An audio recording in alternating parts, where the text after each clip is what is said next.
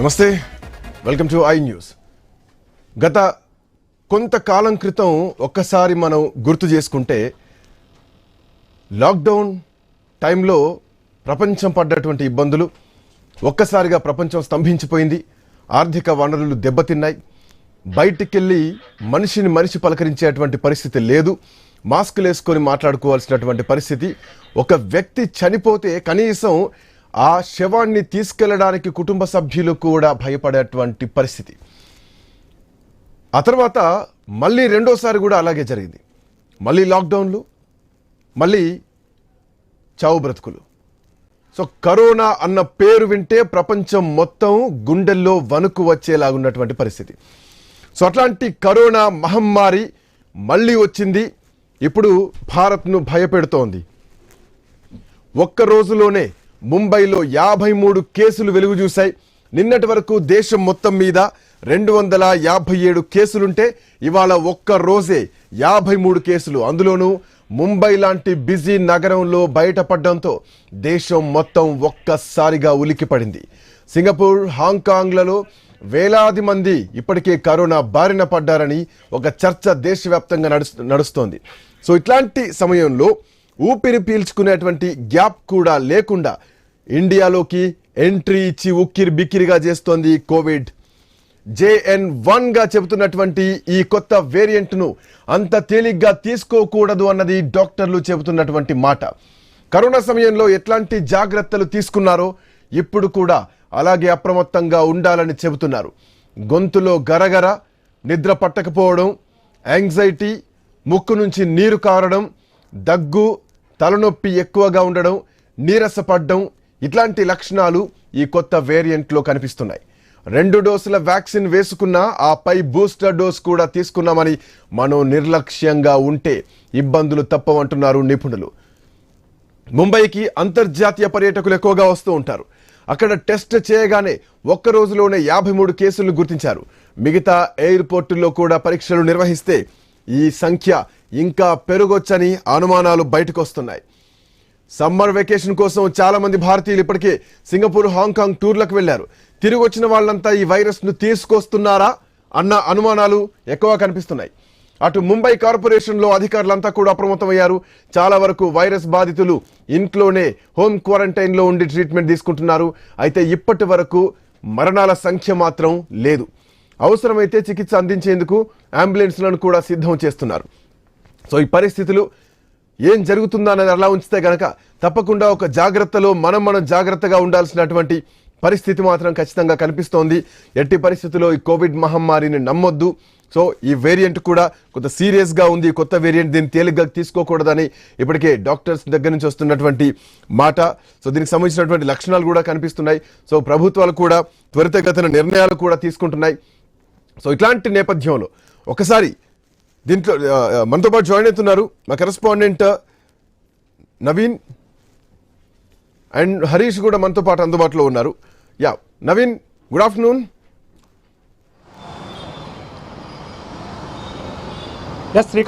నవీన్, మళ్ళీ లాక్డౌన్ పరిస్థితులు రాబోతున్నాయా? ఇప్పటికే ముంబై మొత్తాన్ని కూడా వణికిస్తోంది కోవిడ్. ఇవాళ ఒక్కరోజే 53 కేసులు అంటే గనక ముంబై లాంటి మహానగరానికి చాలా మంది వస్తూ ఉంటారు, పోతూ ఉంటారు, టూరిస్టులు వస్తూ ఉంటారు, పోతూ ఉంటారు. సో ఫారిన్ దేశాల నుంచి కూడా, ఫారిన్ కంట్రీస్ నుంచి కూడా ముంబైకి వస్తూ ఉంటారు, పోతూ ఉంటారు. సో ఇప్పటికీ మహారాష్ట్ర, కేరళలో కూడా ఈ కేసుల సంఖ్య కనిపిస్తోందన్నది కూడా ప్రధానంగా వినిపిస్తుంది. ఈరోజు ఉదయం నుంచి కూడా జరిగినటువంటి చర్చ. సో ఏంటి పరిస్థితి? మళ్ళీ మనం లాక్డౌన్ల దిశగా పోవాలా, లేదంటే మళ్ళీ మనల్ని మనం జాగ్రత్త పడాల్సినటువంటి అవసరం ఉందా? ఏం చెప్తున్నారు నిపుణులు, ఏమంటున్నారు నవీన్?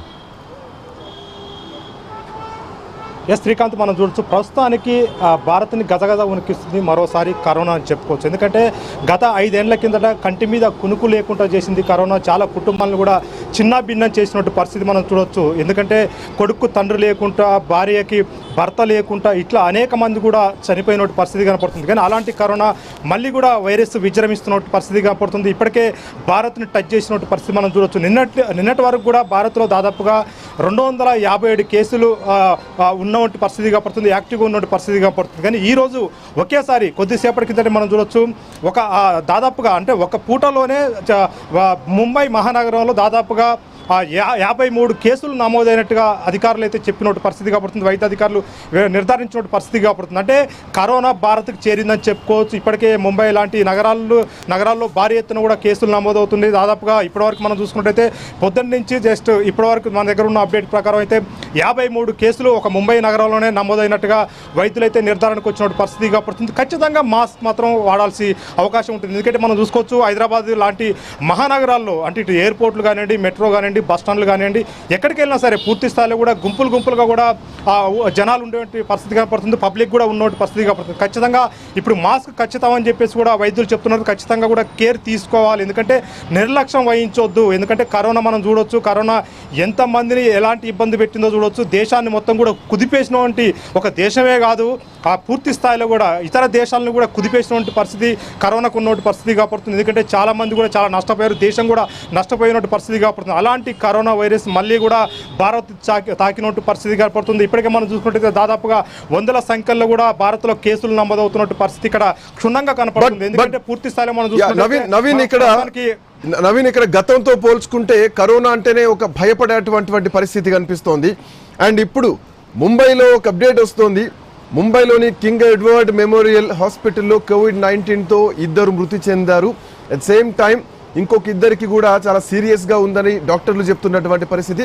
దట్టు మహారాష్ట్ర ముంబై నుంచి వస్తున్నటువంటి అప్డేట్ ఇది. అండ్ మోరోవర్ ఏంటంటే దీంట్లో నెఫ్రోటిక్ సిండ్రోమ్ కారణంగా మూత్రపిండాలు దెబ్బతిన్నటువంటి ఒక 14 ఇయర్స్ బాలుడు ఉన్నారు, 54 ఇయర్స్ క్యాన్సర్ పేషెంట్ కూడా ఉన్నారు. సో దీంట్లో ఒకటి ఏమర్థమవుతుందంటే ఆల్రెడీ పేషెంట్స్గా ఉన్న వాళ్ళు ఇంకొంచెం జాగ్రత్తలు తీసుకోవాలి. సో కొంత ఏజ్ మీద పడ్డ వాళ్ళు జాగ్రత్తలు తీసుకోవాలి.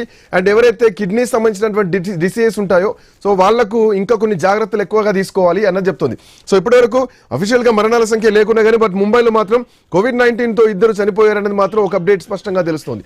సో మీరు అన్నట్టు హైదరాబాద్ మహానగరం, సో మెట్రోపాలిటన్ సిటీస్లో హైదరాబాద్ కూడా, ముంబై, బెంగళూరు, హైదరాబాద్, ఢిల్లీ ఇవన్నీ చాలా పెద్ద నగరాలు. సో హైదరాబాద్ కూడా చాలా మంది వస్తూ ఉంటారు, పోతుంటారు. మోర్ ఓవర్ ఇక్కడ వరల్డ్ వైడ్ అంటే మిస్ వరల్డ్ పోటీలు కూడా జరుగుతున్నాయి. చాలా మంది ఫారినర్స్ వస్తూ ఉంటారు, పోతూ ఉంటారు. చాలా ఒక హై ఎండ్ సిచ్యువేషన్ ఉంది వరంగల్, హైదరాబాద్లో. సో ఇప్పుడు ఎట్లాంటి జాగ్రత్తలు తీసుకోవాలి ప్రభుత్వం, దీన్ని ఎట్లా చూస్తున్నారు నవీన్? శ్రీకాంత్, కరోనా తక్కువ అంచనా ఎప్పుడు కూడా వేయకూడదు. మనం చూసుకోవచ్చు గతంలో మనం గుణపాఠాలు కూడా నేర్చుకున్నాం. 5 ఏళ్ల కిందట వచ్చినటువంటి కరోనా ఆ ఫస్ట్ వేవ్లో పెద్ద ఇబ్బంది లేదు, కానీ సెకండ్ వేవ్లో మాత్రం చాలామంది ప్రాణాలు కోల్పోయినట్టు పరిస్థితి కాబడుతుంది. ఎక్కువ కూడా దాంట్లో యంగ్ అంటే దాదాపుగా 40 సంవత్సరాల లోపలే కూడా ఎక్కువ కూడా చనిపోయారు. సెకండ్ వేరియంట్లో చాలామంది కూడా చనిపోయినట్టు పరిస్థితి కాబడుతుంది. థర్డ్ వేరియంట్ అంత ఆ ప్రభావం లేకపోయినప్పటికీ సెకండ్ వేరియంట్లో మాత్రం చాలా యంగ్ పిల్లలే చనిపోయినట్టు పరిస్థితి కాబడుతుంది. ఖచ్చితంగా దీన్ని ఇప్పుడు కేర్ తీసుకోవాలని చెప్పేసి కూడా వైద్యులు చెప్తున్నారు. ఎందుకంటే గతంలో ఏవైతే సిమ్టమ్స్ ఉన్నాయో కరోనాకు సంబంధించిన సిమ్టమ్స్ యాస్టీజ్గా కూడా ఈసారి కూడా అవే ఉన్నాయని చెప్పేసి కూడా చెప్తున్నారు. ప్రధానంగా దీని లక్షణాలు మనం చూసుకున్నట్టయితే గొంతు నొప్పి, జలుబు, అదేవిధంగా పూర్తి స్థాయిలో కూడా జలుబు ముక్కు నుంచి ఇట్లా వాటర్ లెక్క కారిపోవడం, అంతేకాకుండా పూర్తి స్థాయిలో హెడేక్ ఉండడం, ఇతర రకరకాల కారణాలు ఉన్నాయి. నిత్యం అంటే స్మెల్ కూడా కోల్పోవడం. అంటే గతంలో ఏవైతే కరోనా వైరస్లో ఈ లక్షణాలు ఉన్నాయో యాస్టీజ్ లక్షణాలు మళ్ళీ వచ్చిందని చెప్పేసి చెప్తున్నారు.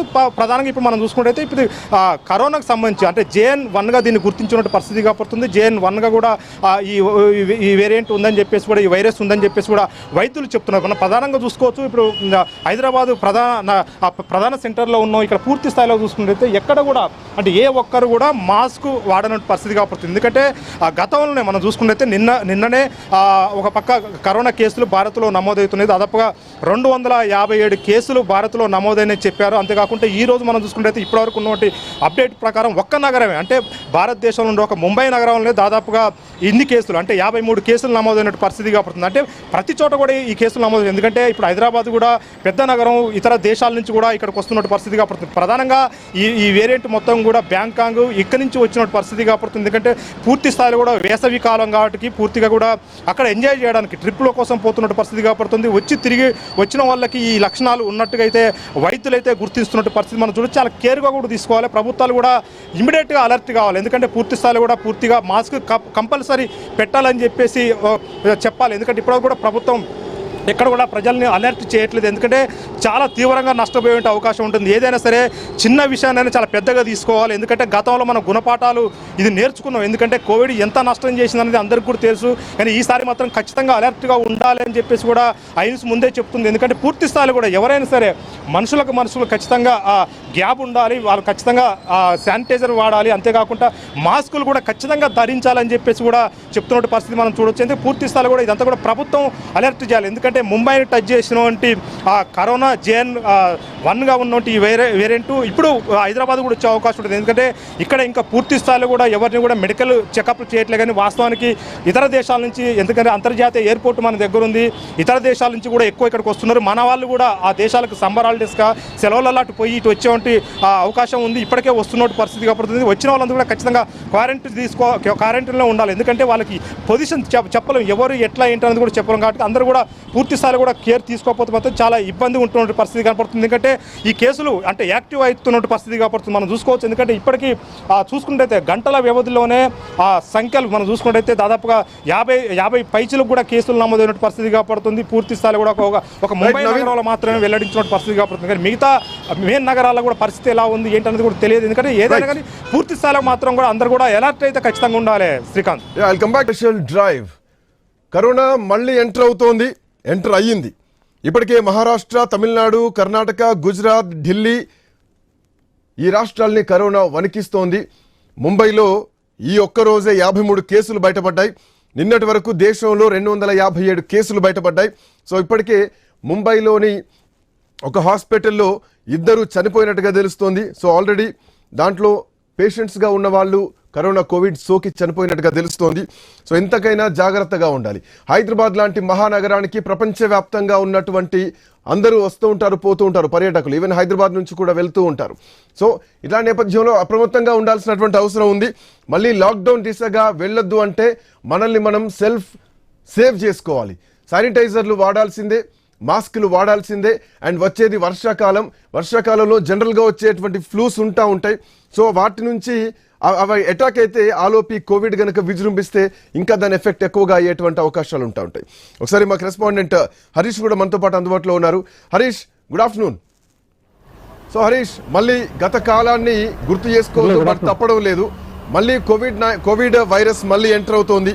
సో ఇప్పటికే ఇందాక మనం మాట్లాడుకున్నట్టు 257 నిన్నుంటే 53 అంటే ఆల్మోస్ట్ 300కు పైగా కేసులు ఉన్నాయి. ఇవి గంటకు పెరిగేటువంటి అవకాశాలు ఉంటాయి. ఎందుకంటే వాళ్ళు ఎక్కడెక్కడ ట్రావెల్ చేస్తారు, ఏ ఎయిర్పోర్ట్లో దిగారు, ఎవరెవరితో ట్రావెల్ చేస్తారు, ఏ దేశాల ప్యాసింజర్స్ ఉన్నారు, వాళ్ళకు ఉన్నటువంటి డిసీజెస్ ఏంటి, అండ్ హాస్పిటల్లో క్వారంటైన్లో ఉన్న వాళ్ళు కూడా ఉన్నారు, అండ్ సెల్ఫ్ క్వారంటైన్. ఇప్పుడు ప్రభుత్వం ఇమీడియట్గా అప్రమత్తం కావాలి. 2 రాష్ట్రాల్లో కూడా ఎయిర్పోర్ట్స్ ఉన్నాయి, 2 రాష్ట్రాల్లో కూడా రైల్వే ఫెసిలిటీస్ ఉన్నాయి.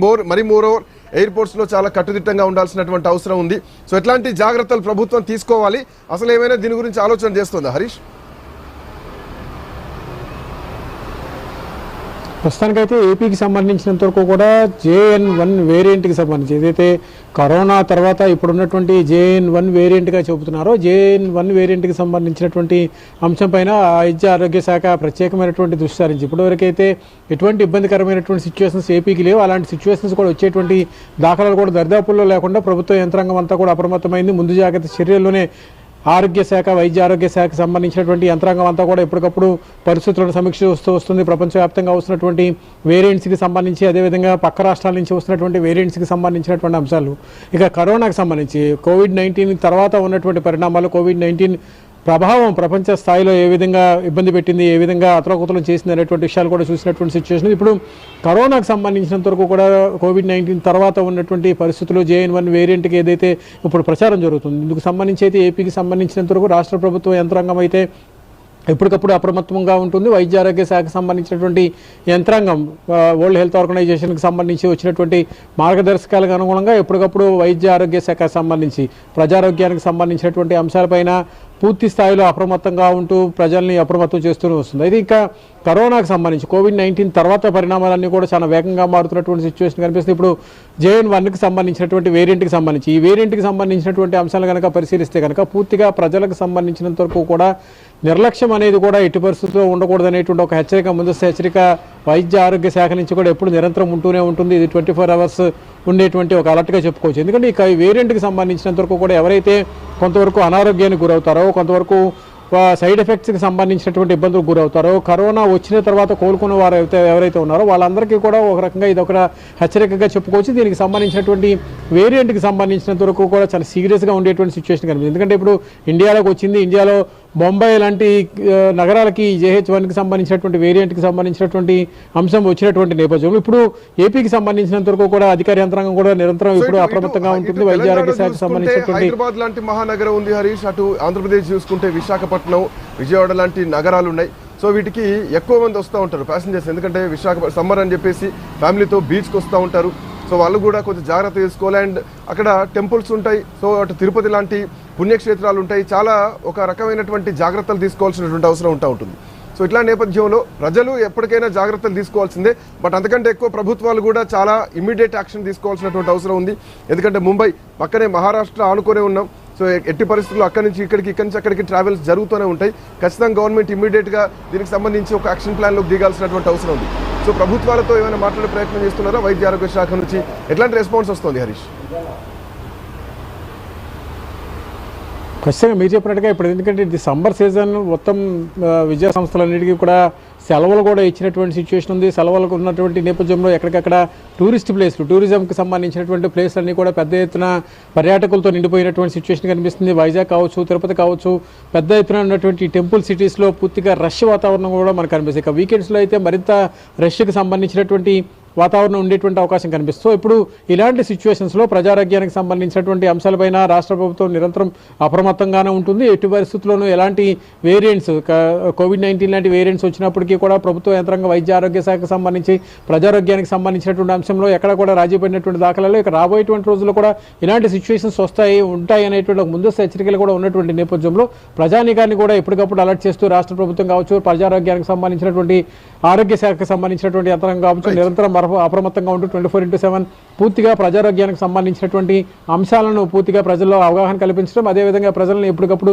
అలర్ట్ చేస్తూ ముందుకు వెళ్తున్నటువంటి సిచ్యువేషన్ ఉంది. ఇప్పుడు కోవిడ్-19 పాండమిక్ సిచ్యువేషన్ తర్వాత Harish, I'll come back to మీ దగ్గర మళ్ళీ వస్తాను. Before that Naveen already vaccine తీసుకున్నాం, ఆల్రెడీ మేము బూస్టర్ డోసులు తీసుకున్నాం, 3 సార్లు మేము వ్యాక్సిన్ తీసుకున్నాం అని చాలా మందికి ఒక ధైర్యం ఉంటుంది. బట్ ఇమ్యూన్ పవర్ ఎంత ఉంది, ఎంతవరకు మనం కొట్లాడగలుగుతాం, ఎంతవరకు మనం శక్తివంతంగా ఉంటాం, ఎంతవరకు ఎదుర్కోగలుగుతాం వైరస్ అన్నది ఇంకొక పాయింట్. అండ్ ఓవర్ ఏంటంటే మీరు నేను అనేది కాదు, అందరం కూడా బాధితులమే. అందరం కూడా వైరస్ని ఎదుర్కొని వచ్చిన వాళ్ళే ఉంటాం. చాలామంది ఇప్పుడు జాగ్రత్తలు తీసుకోవాలి. ఎందుకంటే ఆల్రెడీ వ్యాక్సిన్ అటాక్ అయిన వాళ్ళు, ఆ రోజు కరోనా వైరస్ అటాక్ అయిన వాళ్ళు, వ్యాక్సిన్ తీసుకొని బయటపడ్డ వాళ్ళు ఉంటారు. అదే వ్యాక్సిన్ వేరియేషన్ మళ్ళీ ఇప్పుడు కొత్త రూపంతో వస్తుంది. సో ఎట్లాంటి జాగ్రత్తలు తీసుకోవాలి, ప్రభుత్వాలు ఇమ్మీడియట్గా ఎట్లాంటి యాక్షన్లోకి దిగాలి?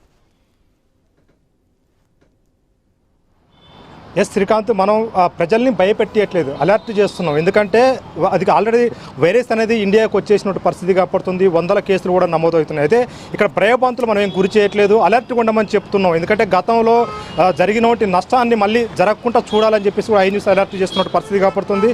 కరోనా వైరస్ ఆల్రెడీ భారత్కు వచ్చేసింది కాబట్టి ఖచ్చితంగా ఆ ఒకరిని ఒకరు ఏదైతే ఉందో దూరం పాటించాలి. ఖచ్చితంగా గతంలో వ్యాక్సిన్ వేసుకోవచ్చు, కానీ ఆ వ్యాక్సిన్ పెద్దగా ఇప్పుడేం ఉపయోగం ఉండదు. ఎందుకంటే వేరియంట్ మారినట్టు పరిస్థితిగా పడుతుంది. పూర్తి స్థాయిలో కూడా ఈ లక్షణాలు మొత్తం కూడా మారినట్టు పరిస్థితిగా పడుతుంది. అంతా కూడా సీరియస్గా కూడా ఉంటుంది.